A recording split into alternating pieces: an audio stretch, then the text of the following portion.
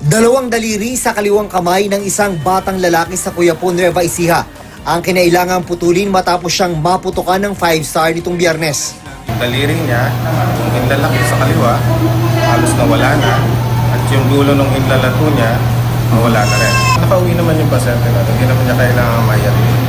Iniimbestigahan na kung saan nabili ng 12 anyos na biktima ang 5-star na kabilang sa mga ipinagbabawal na paputok sa bansa. Mula nitong Biyernes, 7 na ang naitala ng Department of Health o DOH na biktima ng paputok sa buong bansa. Kabilang din sa kanila ang 3 taong gulang na batang babaeng nakakain naman ng paputok na kung tawagin ay flash bomb. Nakaligtas ang batang dinala sa Philippine General Hospital. Dangerous din yung ibang mga paputok natin. Itsura mukhang parang candy, nakabalot sa mga foil at napagkakamalan, syempre nakakalason ito. Sabi ni Health Undersecretary Eric Domingo, may mga pagkakataong pwedeng ikamatay ng biktima kapag nakalunok ng paputok, lalo na ang watusi.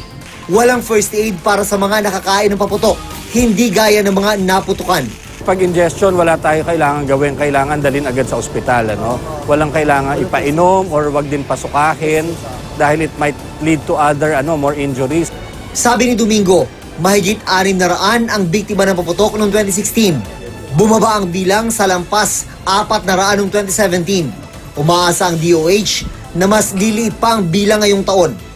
Sa 20 taon ito ni Dinglasan sa pagbibenta ng paputok sa Bocaue, Bulacan, ngayon lang daw siya nakarinig ng produkto na kung tawagin ay flash bomb na sinasabing nalunok ng batang biktima.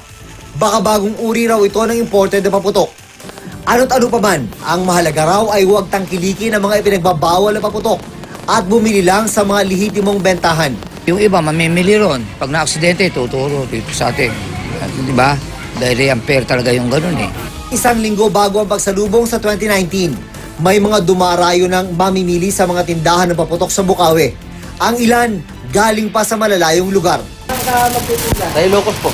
Ilocos pa? Oo. Ano yung mga pinamili mo? Yung mga fountain lang po, mga pairuan. Puro pailaw. Pailaw lang. Sa pa kayo galing? La Union na po. La Union. Anong bibili ninyo? Paputok po. Sabi ng mga nagtitinda, mas mahal ang presyo ng mga pailaw ngayon dahil konti ang supply. Hindi na kasi nag-renew ng lisensya ang ilang nagtitinda dahil sa pagbabawal ng paputok ni Pangulong Duterte. Sa ngayon, wala pa naman daw nahuhuli ang Bocaue Police na nagbebenta ng bawal na paputok. Sa ngayon, wala pa naman tayong nahuhuli or nababalitaan na nagbebenta ng bawal na paputok. June Veneracion, GMA News.